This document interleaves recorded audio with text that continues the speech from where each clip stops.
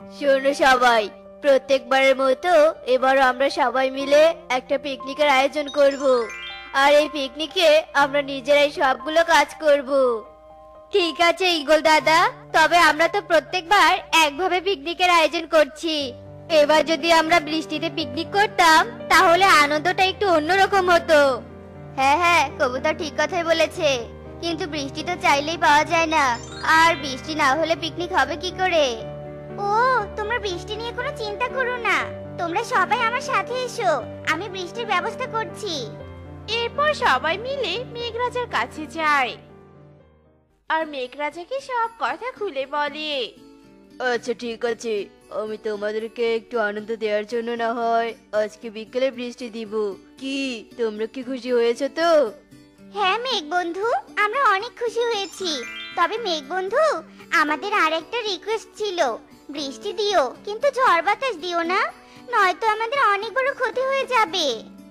এরপর মেঘরাজা টুনির কথায় রাজি হয়ে যায় আর বৃষ্টিতে পিকনিক হবে জেনে সবাই অনেক খুশি হয়ে সেখান থেকে চলে আসে আর সবাই যে যার কাজে চলে যায়।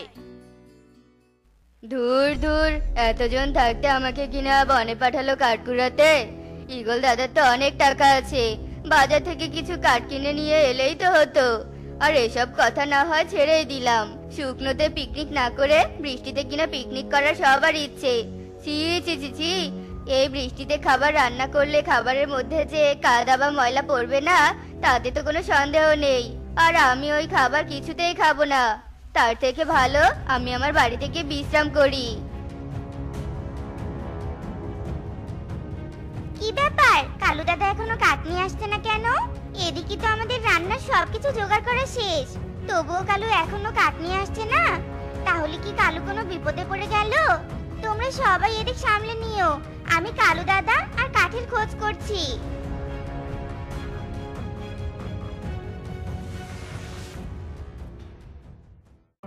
কি ব্যাপার টুনি, তুমি কাঠ নিয়ে এলে কিন্তু কালু কোথায়?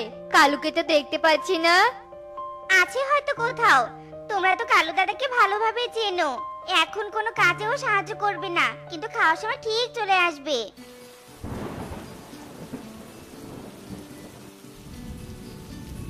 আহা কি আনন্দ, আকাশে বাতাসে শাখে শাখে পাখি ডাকে, কত বৃষ্টি চারিপাশে। আহা কি আনন্দ, আকাশে বাতাসে। এরপর সবাই অনেক আনন্দ করে আর টুনি রান্না করে। কিছুক্ষণ পরে টুনি রান্না শেষ হয়ে যায় আর শুরু হয়ে যায় প্রচন্ড বেগে ঝড় বাতাস। আর ঝড় বাতাসে টুনিদের সামিয়ানা দুলতে থাকে আর সবাই অনেক ভয় পেয়ে যায়।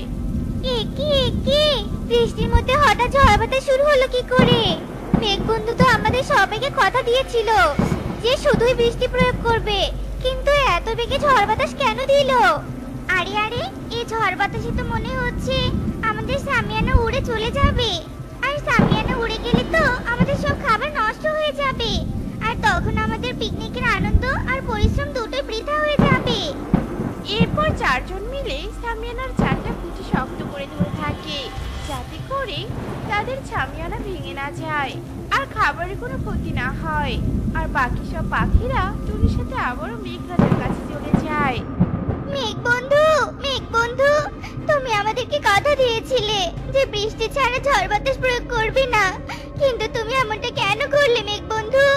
তোমার ঝড় বাতাস বন্ধ করো মেঘ বন্ধু, বন্ধ করো।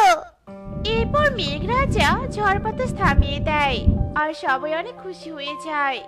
এবার আমাদেরকে বলো তো মেঘ বন্ধু, কি হয়েছিল তোমার সাথে, যার কারণে তুমি আমাদেরকে কথা দিয়ে কথা রাখতে পারোনি?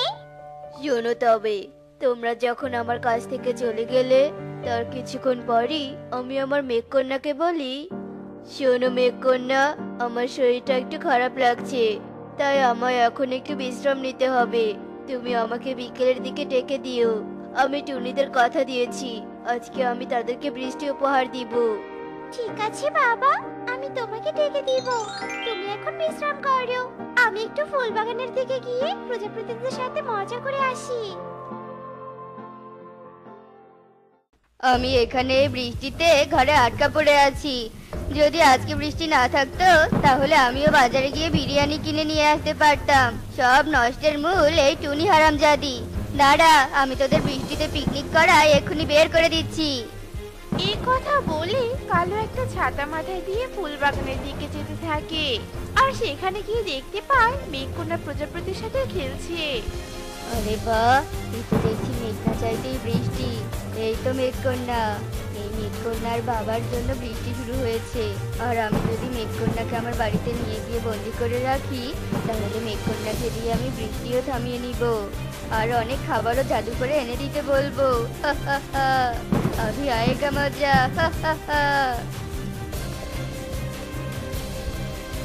এ কি মেঘকন্যা, তুমি এখানে প্রজাপতির সাথে খেলা করছো? তোমার বুঝি প্রজাপতির সাথে খেলতে ভালো লাগে? জানো, আমার বাড়িতে এর থেকে অনেক বেশি প্রজাপতি আছে। তুমি যদি আমার সাথে আমার বাড়িতে যাও তাহলে ওই সবগুলো প্রজাপতি আমি তোমাকে দিয়ে দিব।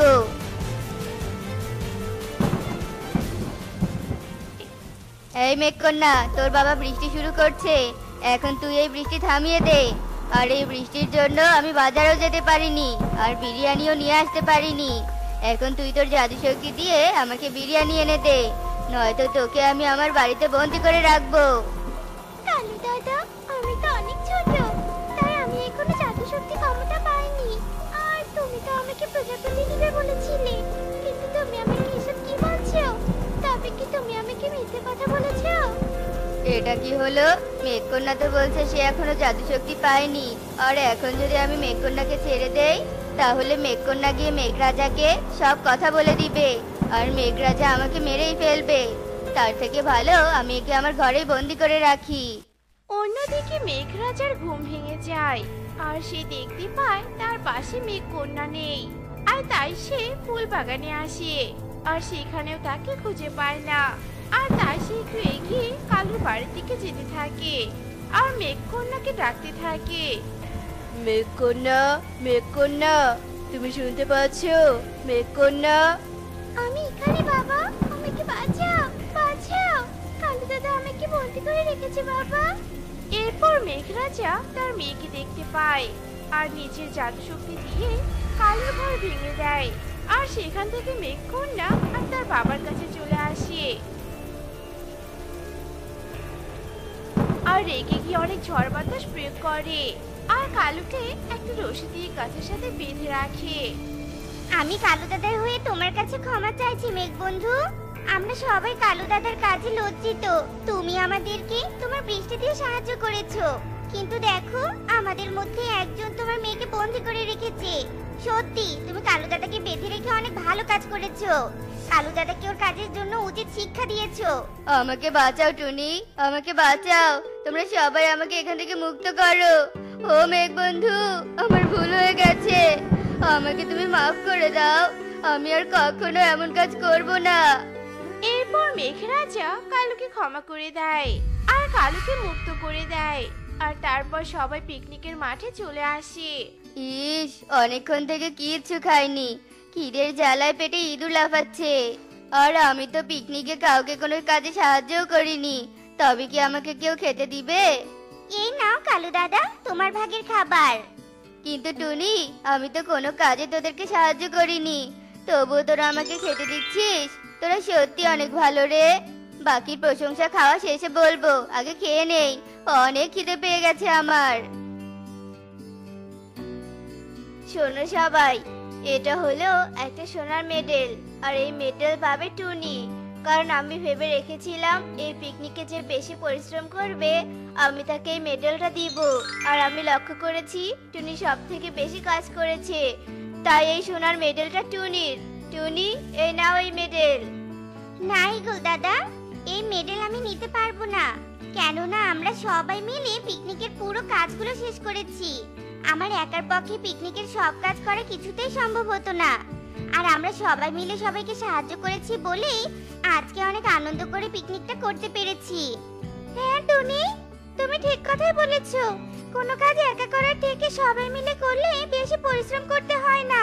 10 জন মিলে একটা কাজ করলে সেটা খুব সহজেই শেষ করা যায়। কিন্তু তুমি মেঘ বন্ধুকে বৃষ্টি দিতে না বললে আমরা বৃষ্টির দিনে পিকনিকটা করতেই পারতাম না।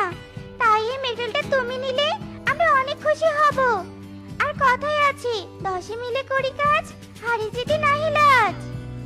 ইস, আমি যদি এদের সাথে কাজ করতাম তাহলে আমিও টুনির মতো একটা সোনার মেডেল পেয়ে যেতাম। এখন থেকে আমিও সবার কাজে সাহায্য করব। তো বন্ধুরা, আমাদের আজকের গল্পটি তোমাদের কাছে কেমন লেগেছে তা কমেন্টে জানাতে ভুলো না কিন্তু। একদিন টোনা জাল নিয়ে নৌকায় করে নদীর গভীরে যায় মাছ ধরতে। ঠিক তখনই প্রবল বেগে বৃষ্টি নেমে আসে। বৃষ্টিতে ভিজতে ভিজতে টোনা বলতে থাকে, এ কি, আকাশটা তো পরিষ্কারই ছিল, আকাশ যে কালো করেছে সেটা তো আমি খেয়ালই করিনি। সকাল থেকে এখন পর্যন্ত কোনো মাছই পেলাম না।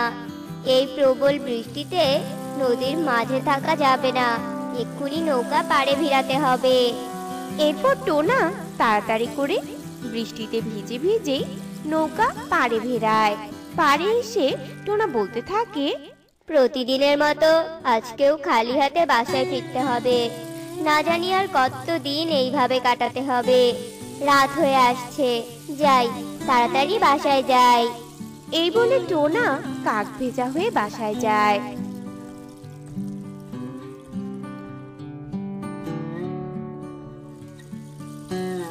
আর বলতে থাকে, কি আর বলবো গিন্নি, বৃষ্টির কারণে আজ একটা মাছও পাইনি, তাই খালি হাতেই চলে এলাম। সে কি গো, এবার আমাদের কি হবে? ঘরে কোনো খাবার নেই, তাহলে কি আজকেও আমাদের না খেয়ে থাকতে হবে গো? আমরা না হয় রাতটা না খেয়ে কাটিয়ে দিতে পারবো, কিন্তু আমাদের ছোট মেয়েটা যে পারবে না গো। মা, তুমি যে বলেছিলে বাবা এলে খেতে দিবে, দাও এখন আমাকে খেতে দাও, আমার খুব খিদা লেগেছে মা। বলেছিলাম তোরে সোনা, কিন্তু আমি তোকে এখন কোথা থেকে খাবার এনে দিব বল? তোর বাবা যে আজকেও কোনো মাছ পায়নি রে মা। গিন্নি, এবার তবে কি করব তুমি বলো আমাকে। রাত অনেক হয়েছে, এখন আর কিছুই করার নেই গো। তুমি শরীর মুছে নাও, আমি বরং কণিকা দিদির বাসা থেকে একটু খাবার এনে টিকটিককে দিচ্ছি। ঈশ্বর যা রেখেছে কপালে তাই হবে, এখন এত চিন্তা করে লাভ নেই। এই বলে টুনি বৃষ্টিতে ভিজে কণিকার বাড়ির দরজায় যায়। দিদি, ও দিদি, দরজাটা একটু খোলো তো দিদি। অনেক বড় বিপদে পড়ে ঝড়ে রাতে তোমার কাছে এসেছি গো। দিদি, দরজাটা একটু খোলো না গো। কি হয়েছে কি? হ্যাঁ, কেউ কি মরেছে নাকি যে এইভাবে চিৎকার করছিস? তোদের কারণে কোনো কাজ করে শান্তি নেই আমাদের, ডাকছিস কেন? দিদি, বৃষ্টির কারণে আজ টোনা কোনো মাছ পায়নি, তার উপর ঘরে কোনো খাবার নেই। আমার ছোট মেয়েটা ক্ষুধার জ্বালায় কান্না করছে গো, তাই বলি কি দিদি আমাকে দয়া করে কিছু খাবার দিবে? তোর জন্য এখানে আমি মনে হয় খাবারের থালা নিয়ে বসে আছি, তাই না? যে কখন তুই আসবি আর তোকে আমি খাবারের থালা দিব। মনে হয় খাবার চাইলেই পাওয়া যায়, যত সব। যা এখান থেকে। টুনি নিরাশ হয়ে ঘরে ফিরে আসে।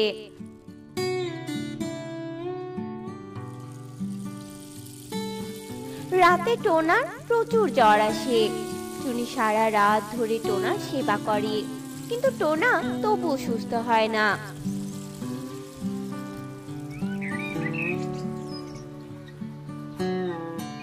সকালবেলা টোনা শুয়ে শুয়ে বলতে থাকে, গিন্নি, আমার জালটা রেডি করো, আমি নদীতে যাব। তোমার এখনো প্রচুর জ্বর আছে শরীরে, এই অবস্থায় তুমি নদীতে যেতে পারবে না গো। মা, ও মা, মা, আমাকে কিছু খেতে দাও না মা। আমি যে আর ক্ষুধা সহ্য করতে পারছি না, আমাকে খেতে দাও না মা। কি খিদে পেয়েছে আমার। না না, আর শুয়ে থাকা যাবে না। আমি যদি এভাবে শুয়ে থাকি, মাছ ধরবে কে?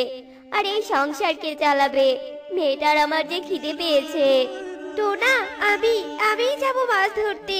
তুমি যতদিন না সুস্থ হচ্ছ আমি মাছ ধরবো।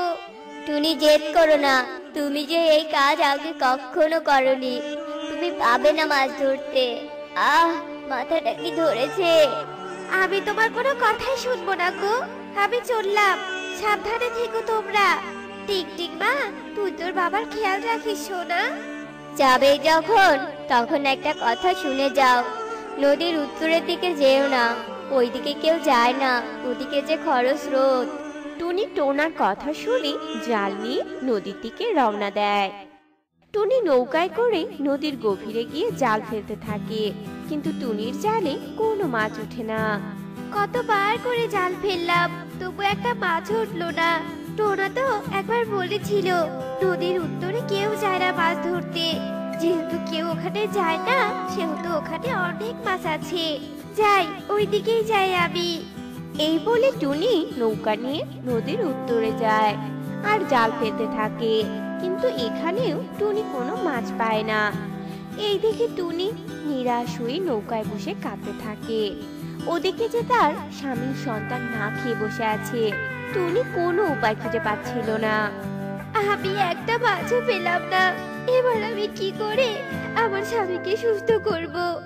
কি করে আমার মেয়ের মুখে খাবার তুলে দিব? হে ঈশ্বর, এসব দুঃখই লিখেছিলে তুমি আমাদের কপালে। টুনি যেখানে বসে কান্না করছিল, ওখানে নদীর জলে ভাসমান একটা বড় মোটা তেঁতুল গাছ ছিল, যেটা টুনি খেয়ালই করেনি। টুনির কান্না দেখে নদীর জলের তেঁতুল গাছটা বলতে থাকে, এই পাখি, এই তুমি এভাবে কান্না করছো কেন? আমাকে বলো, তোমার কি দুঃখ? এই কথা শুনে টুনির সামনে তাকিয়ে নদীর জলে ভাসমান তেঁতুল গাছকে কথা বলতে দেখে ভীষণ ভয় পেয়ে যায়। নদীর জলে তেঁতুল গাছ আবার কথা বলতে পারে? না না, আমার কোনো দুঃখ নেই। আমাকে দয়া করে মেরো না, আমি চলে যাচ্ছি আমি এখান থেকে। না না, আমি তোমার কোনো ক্ষতি করব না। আমি তো সাহায্যকারী তেঁতুল গাছ। বলো, তোমার কি দুঃখ? আমি তোমাকে সাহায্য করব। তেঁতুল গাছের কথা শুনে টুনি তার সব দুঃখের কথা খুলে বলে। সব শুনে তেঁতুল গাছ বলতে থাকে, তুমি আর কান্না করো না। আমি তোমাকে একটা মন্ত্র বলে দিচ্ছি। সেই মন্ত্রটা বললেই আমার শরীরের ভিতর থেকে একটা দরজা খুলে যাবে, আর তুমি সেই দরজা দিয়ে আমার ভিতরে প্রবেশ করলেই অনেক সোনার মোহর ভর্তি হাড়ি পাবে। সেখান থেকে তোমার যত খুশি তুমি হাড়ি নিয়ে যাবে। আর সেই মন্ত্রটা হলো, তোড়াই বাঁধা ঘোড়ার ডিম, দরজা খুলে যা ছিম ছিম। টুনি তেঁতুল গাছের কথা মতো তার সামনে দাঁড়িয়ে মন্ত্রটা বলতে থাকে। তোড়ায় বাঁধা ঘোড়ার ডিম, দরজা খুলে যা ছিম ছিম। মন্ত্রটা বলতেই তেঁতুল গাছের ভেতর থেকে একটা দরজা বেরিয়ে আসে, আর টুনি সেই দরজা দিয়ে গাছের ভেতরে ঢোকে।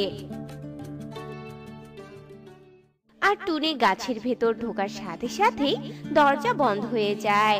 আর টুনি অনেক সোনার মোহর ভর্তি হাড়ি দেখে অবাক হয়ে যায়।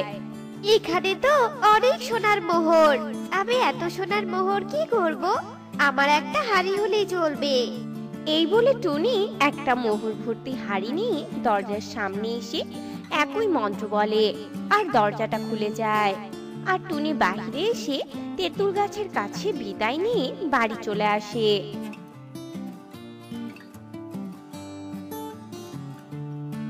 আর টোনাকে সবটা খুলে বলে। সেই সোনার মোহর বাজারে বিক্রি করে টুনিরা অনেক ধনী হয় আর সুখে শান্তিতে দিন কাটাতে থাকে। টোনার এমন পরিবর্তন দেখে যজ্ঞ কাকার কণিকা কাকে ভীষণ হিংসে হয়। আর কণিকা যজ্ঞকে বলতে থাকে, সারা দিন বসে বসে কি বুদ্ধি বের করো? হ্যাঁ, দেখেছো টোনা রাতারাতি কেমন ধনী হয়ে উঠলো, আর তুমি শুধু আঙ্গুলি চোষো। বেশি কথা বলো না তো, আমি এখন সেটা নিয়েই ভাবছি। অত বেশি না ভেবে চলো চলো, টোনাকে গিয়ে চেপে ধরি, তাহলেই ও সব বলে দিবে। এই বলে ওরা দুজন টোনার বাড়িতে যায় আর বলতে থাকে, সত্যি করে বল টোনা, তুই এত সম্পত্তি কোথায় পেয়েছিস? সত্যি কথা না বললে আমি কিন্তু পুলিশ ডাকবো, আর বলবো তুই চুরি করেছিস। না না দাদা, এমন কাজ করো না, আমি তোমাকে সবটা বলছি। এরপর টোনা নদীর জলে তেঁতুল গাছের কথা সবটা খুলে বলে। সব শুনে যজ্ঞ কাক লোভে পড়ে যায়। এরপর পরের দিনই যজ্ঞ কাক নদীর জলের ওই তেঁতুল গাছের কাছে যায় আর টোনার মুখে শোনা ওই মন্ত্রটা বলতে থাকে, তোড়াই বাঁধা ঘোড়ার ডিম, দরজা খুলে যা ছিম ছিম। মন্ত্র বলার সাথে সাথে দরজা খুলে যায় আর যজ্ঞ কাক তেঁতুল গাছের ভিতরে ঢুকে মোহর ভর্তি অনেক সোনার হাড়ি দেখে বলতে থাকে, সোনা, অনেক সোনা, এই সব সোনা আমার। এবার আমি পৃথিবীর সবার থেকে ধনী হব। এই, এটা আমার। এই, এটাও আমার। হা হা হা হা হা, সব আমার। এবার এই হাড়িগুলো এক এক করে আগে এই গুহা থেকে বের করি। এই বলে যজ্ঞ কাক একটা হাড়ি নিয়ে দরজার কাছে গিয়ে বলতে থাকে, আরে, মন্ত্রটা ভুলে গেলাম নাকি? হিং টিং ঘোড়ার ডিম। না না, পকেটে ঘোড়ার ডিম। না না, মনে পড়ছে না। মনে পড়ছে না কেন? এই বলে যজ্ঞ কাক হাড়িটা রেখে ওখানে বসে পড়ে কান্না করতে থাকে। সোনার লোভের কারণে আমি মন্ত্রটাই ভুলে গেছি। এবার আমি বাড়ি যাব কি করে? আমি এখানে না খেতে পেরে তো মরেই যাব।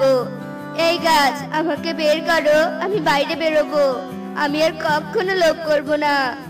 যজ্ঞ কাক বাসায় না ফেরার কারণে নির্ঘাত লোভী যজ্ঞ কাক নদীর জলের ওই তেঁতুল গাছের গুহায় আটকা পড়েছে। না না, আমি একটা পাখি হয়ে চোখের সামনে অন্য পাখির মৃত্যু বসে বসে দেখতে পারবো না। যাই, আমি গিয়ে যজ্ঞ দাদাকে নিয়ে আসি। এই বলে টোনা নৌকা নিয়ে ওই তেঁতুল গাছের কাছে যায় আর তেঁতুল গাছের কাছে গিয়ে মন্ত্র বলার সাথে সাথে দরজা খুলে যায়। এই দেখে যজ্ঞ কাক এক লাফে গুহা থেকে বেরিয়ে নৌকায় উঠে আসে আর যজ্ঞ কাক বলতে থাকে, টোনা, আমি কি বলে যে তোকে ধন্যবাদ দিব? আজ তুই না আসলে আমি মরে যেতাম। চল চল টোনা ভাই, এখানে আর থাকা যাবে না। আরে দাঁড়াও দাঁড়াও, কিছু সোনা তো নিয়ে যাও। না না, আমি আমার লোভের শাস্তি পেয়েছি। এখন থেকে আমি পরিশ্রম করেই খাবো। তুই তাড়াতাড়ি নৌকা চালা ভাই। টোনা নৌকা চালিয়ে যজ্ঞ কাককে নিয়ে ওখান থেকে চলে আসে আর ওরা পরিশ্রম করে অনেক সুখে শান্তিতে দিন কাটাতে থাকে। এই টুকি, স্কুলে যাওয়ার জন্য তৈরি হয়েছিস? হ্যাঁ মা, আসছি আমি। আর মা, আমাকে 5টা টাকা দাও না মা। 5 টাকা কেন চাই? আমি যে টিফিন বক্স সাজিয়ে দিয়েছি সেটা তুই নিসনি নাকি বলতো? না মা, আমি নেইনি। শোনো না মা, আমার লক্ষ্মী মা, আমার সোনা মা, আজকে আমি টিফিন নিব না। আজ আমি আমার বন্ধুদের সাথে ফুচকা চটপটি খাবো কালু কাকার দোকানের। জানো মা, কালু কাকা না অনেক সুস্বাদু করে ফুচকা চটপটি ঝালমুড়ি এসব বানায়। তুমি যদি একবার ওগুলো খাও তাহলে তুমি বারবার ওগুলো খেতে চাইবে। দাও না গো মা 5 টাকা, খুব তো বেশি চাইনি, শুধু তো 5 টাকাই চাই। এত ভালো করে আমি টিফিন বানিয়ে দিলাম আর সেটা না নিয়ে তুই এই আজেবাজে জিনিস খাওয়ার জন্য আমার কাছে 5 টাকা চাইছিস? হ্যাঁ, আর তার জন্য আবার কত মিষ্টি মিষ্টি কথা আমার সাথে। ইস! আর ব্যাগ থেকে 5 টাকা বের করে টুকিকে দেয়। টুকি টাকা নিয়ে এক ছুটে গান গাইতে গাইতে স্কুলে যেতে থাকে। আহা কি মজা, কি মজা! এত মজা যে আমি রাখি কোথায়? আজ টিফিনটা তো আমার অনেক মজা হবে। শালু, কুহু, পারুল এদের সাথে আজ খেলা করব, গান গাইবো। তারপর কালু কাকুর দোকান থেকে ফুচকা খাবো। এসব বলতে বলতে টুকি স্কুলে চলে যায়। এদিকে ক্লাসেরও সময় হয়ে যায়। টুকি এক দৌড়ে শ্রেণীকক্ষে গিয়ে বন্ধুদের সাথে বসে পড়ে। এরপর শ্রেণীকক্ষে ম্যাডাম চলে আসে। শুভ সকাল বাচ্চারা, তোমরা সবাই তোমাদের বাড়ির কাজগুলো বের করো তো। শুভ সকাল ম্যাম। ম্যাম, আজ আমাদের সবার একটা আবদার আছে আপনার কাছে। আপনি দয়া করে আমাদের আবদারটা রাখবেন ম্যাম। আচ্ছা বলো দেখি, কি আবদার তোমাদের? ম্যাম, আমরা সবাই টিফিন টাইমের আগের ক্লাসটা করব না, শুধু টিফিনের পরের ক্লাসটাই করব। সামনেই তো আমাদের বার্ষিক পরীক্ষা, তার আগে একটু মজা করতে চাই ম্যাম। প্লিজ ম্যাম, আমাদের ফিরিয়ে দিয়েন না ম্যাম, আমাদের আবদারটুকু একটু রাখেন না ম্যাম। আচ্ছা ঠিক আছে, যাও তোমরা। ম্যাডামের কথা শুনে বাচ্চারা এক ছুটে বাইরে চলে যায়। টুকি, হাই টুকি, চল আজ আমরা একটু কানামাছি খেলি। চল চল, কিন্তু চোর কে হবে বলতো? শোন, ওই যে ওই গাছটা দেখা যাচ্ছে না, ওই গাছটা ছুটে গিয়ে যে সবার পেছনে পড়বে সেই হবে চোর, বুঝতে পেরেছিস? আমরা তারই চোখ বেঁধে দিব। হ্যাঁ হ্যাঁ পারুল, এটা করলে তো অনেক ভালো হবে। চল এবার সবাই একসাথে দৌড় দেই। এরপর 4 বান্ধবী মিলে দৌড় দেয়, কিন্তু সবাই গাছকে ছুলেও পারুল নিজেই অনেক পেছনে পড়ে যায়। এই যা, এটা কি হলো? আমি প্ল্যান করলাম আর শেষে কিনা আমি পেছনে পড়ে গেলাম। হয়েছে হয়েছে, আর ন্যাকা কান্না করিস না তো। আয় তো আয়, এবার তোর চোখ বেঁধে দেই। এরপর টুকি একটা কালো কাপড় দিয়ে পারুলের চোখ বেঁধে দেয়। এরপর তারা কানামাছি খেলতে থাকে। খেলতে খেলতে টুকি বলে, পারুল, কুহু, শালু, চল এখন আমরা খেলা বাদ দিয়ে কালু কাকুর দোকানে যাই। আমাদের সময় তো ফুরিয়ে যাচ্ছে, এরপর তো আমাদের ক্লাস শুরু হয়ে যাবে রে। ম্যাম যদি আমাদের ক্লাসে দেখতে না পায় তাহলে কিন্তু অনেক পিটুনি দিবে। এরপর 4 জন মিলে কালুর দোকানে যায়। কালু কাকু, আমাদের ফুচকা খেতে দাও তো। শোনো, ঝাল বেশি আর নুন কম করে দিবে কিন্তু। আচ্ছা ঠিক আছে, তোরা বস, আমি এক্ষুনি দিচ্ছি। আর 4 জন মিলে অনেক মজা করে ফুচকা খেয়ে কালুকে টাকা দিয়ে দেয়। আর 4 জনে দৌড়ে ক্লাসে চলে যায়। এদিকে টিফিন শেষের ঘন্টাও বেজে ওঠে, আর ম্যাডামও শ্রেণীকক্ষে এসে উপস্থিত হয়। বাচ্চারা, আজ তো তোমরা অনেক মজা করলে, এবার সবাই বই খাতা বের করো তো। এরপর সবাই বই বের করে আর নিজেদের সামনে রাখে। যেই না ম্যাডাম পড়াতে যাবে তখনই টুকি বলে, ম্যাম, আমি টয়লেটে যাব ম্যাম। আচ্ছা ঠিক আছে, যাও। ম্যাম, আমিও টয়লেটে যাব। এরপর একে একে পারুল, কুহু, শালু 3 জন মিলে একসাথে গিয়ে টয়লেটের সামনে সিরিয়াল দিয়ে দাঁড়িয়ে থাকে। আর টয়লেটের ভিতরে ছিল টুকি। এই টুকি, তাড়াতাড়ি বের হ রে। উফ, খুব জোরে চাপ দিয়েছে। টুকি, এই না পারুল, তোর আগে কিন্তু আমি যাব, এই বলে দিলাম। আমার খুব জোরে চাপ দিয়েছে রে। না আমি যাব। ওরে বাবা রে, টুকি তাড়াতাড়ি বের হ বলছি। উফ। এরপর টুকি বের হয়, আর তখনই পারুল ঢুকে পড়ে। পারুলের শেষ হতে না হতেই টুকি আবারও সিরিয়ালে দাঁড়িয়ে থাকে। এভাবে তারা 3 জন দেখতে দেখতে অনেক অসুস্থ হয়ে পড়ে। এদিকে ক্লাসে বসে থাকা ম্যাডাম মনে মনে ভাবতে থাকে, এরা যে সবাই টয়লেটে গেছে, সে কখনই তো গেছে, কিন্তু তারা এখনো কেন ফিরে এলো না? দেখি তো একটু গিয়ে ব্যাপারটা কি ওদের। এরপর ম্যাডাম স্কুল টয়লেটের সামনে গিয়ে দেখে সবাই অসুস্থ হয়ে পড়ে আছে। এরপর ম্যাডাম ওদের সবাইকে হাসপাতালে নিয়ে ভর্তি করায়। এরপর ওদের পরীক্ষা করে ডাক্তার বলে, এই সবগুলো বাচ্চার পেটেই ফুড পয়জন পাওয়া গেছে, আর এগুলো হয়েছে সব অস্বাস্থ্যকর খাবারের জন্য। আচ্ছা ম্যাডাম, আপনার স্কুলের পাশে কি কোনো খাবারের দোকান আছে নাকি বলুন তো? হ্যাঁ ডাক্তার, কালু নামের একটা লোকের খাবারের দোকান আছে, আর সেখানে থেকে সব বাচ্চারা খাবার কিনে খায়। আপনি তাহলে ভালো করে খোঁজ নিয়ে দেখুন, ওই খাবারেই হয়তো কোনো সমস্যা আছে। আচ্ছা ঠিক আছে ডাক্তার, যদি সত্যি ওর খাবারে কোনো সমস্যা থাকে তাহলে ওকে পুলিশে দিব আমি। এরপর ম্যাডাম স্কুলে ফিরে আসে।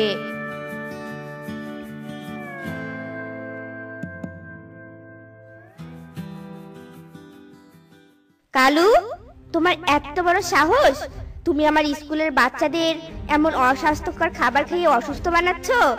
আমি এক্ষুনি তোমার দোকান ভেঙে দিব আর তোমাকে পুলিশে দিব। না না ম্যাম, এমনটা আপনি করবেন না, আমার ভুল হয়ে গিয়েছে, আমাকে ক্ষমা করে দিন ম্যাডাম। তোমাকে ক্ষমা করলে তুমি আবার বাচ্চাদের অস্বাস্থ্যকর খাবার খাওয়াবে, তাই তোমার কঠিন শাস্তির প্রয়োজন। এই বলে ম্যাডাম পুলিশকে খবর দেয়, আর পুলিশ এসে কালুকে গ্রেফতার করে থানায় নিয়ে যায়। এরপর ম্যাডাম হাসপাতালে যায় আর সব বাচ্চাদের বলে, তোমরা সবাই শোনো বাচ্চারা, তোমরা খুব শীঘ্রই সুস্থ হয়ে উঠবে, বুঝেছো? আর সুস্থ হয়ে উঠে কখনোই তোমরা আর অস্বাস্থ্যকর খাবার খাবে না, কেমন? ঠিক আছে ম্যাম, আমরা এখন থেকে মায়ের হাতে বানানো টিফিনই খাবো, আর বাইরের খাবার খাবো না ম্যাডাম। এরপর থেকে বাচ্চারা আর কখনোই বাইরের খাবার খায় না, তাই তারাও আর অসুস্থ হয় না, আর স্কুল টয়লেটেও সিরিয়াল পড়ে না।